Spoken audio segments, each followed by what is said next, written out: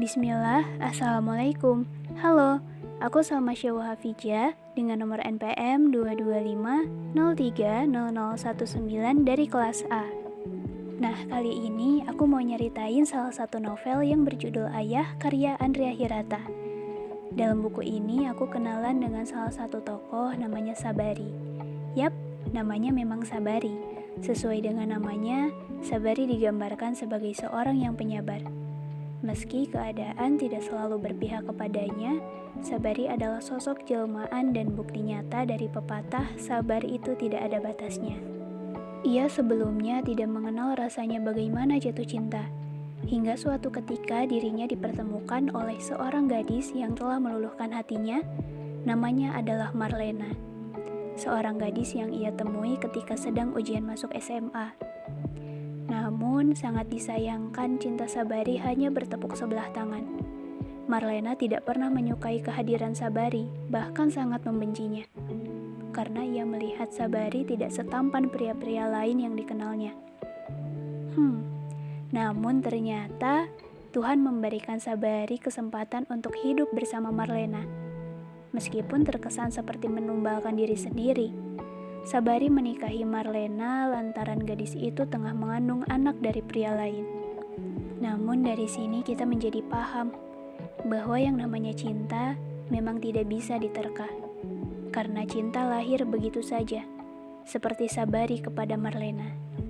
Sampai pada suatu momen, Marlena melahirkan seorang anak laki-laki yang diberi nama Zoro.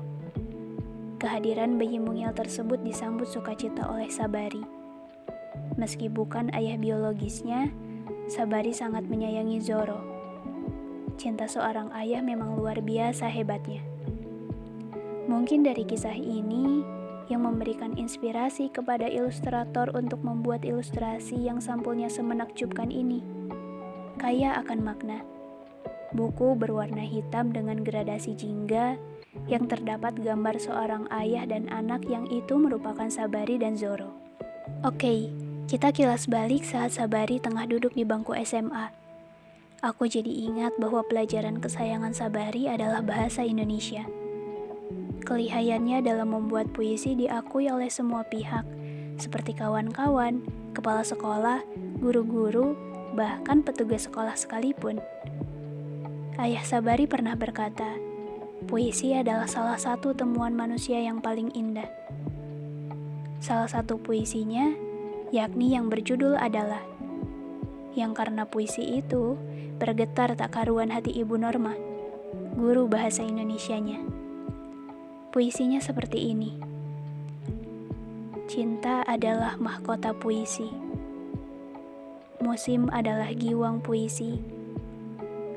Hujan adalah kalung puisi. Bulan adalah gelang puisi. Cincin adalah perhiasan. Sabari sangat mencintai puisi, mencintai bahasa Indonesia, mencintai Zoro, dan sangat mencintai Marlena. Seringkali keadaan tidak berpihak kepadanya. Ia mengalami satu kejadian menyakitkan yang membuat dirinya merasakan sakit yang tak pernah bisa dituliskan dalam kata-kata. Ya, Marlena menggugat cerai Sabari, bahkan dia membawa Zoro pergi bersamanya. Sabari yang kala itu sangat kacau dan hampir gila karena kehilangan Zoro, mulai tidak memiliki semangat hidup. Dari sini kita bisa melihat kehampaan Sabari ketika ditinggalkan Zoro seolah dapat dirasakan oleh mereka yang membaca kisahnya. Ditinggalkan tanpa aba-aba memang suatu hal yang menyakitkan. Karena dengannya kita nggak tahu orang itu di mana, kondisinya kayak apa, suasananya benar-benar menyiksa. Kita kebingungan dengan realita yang ada, realita yang semakin lama kita tempuh, semakin besar juga luka yang dirasakan. Tentang keluarga, perjuangan, asmara, dan tentang sosok ayah. Rasanya alur cerita dari Sabari ini sungguh-sungguh pelik, namun dibuat dalam diksi yang menarik.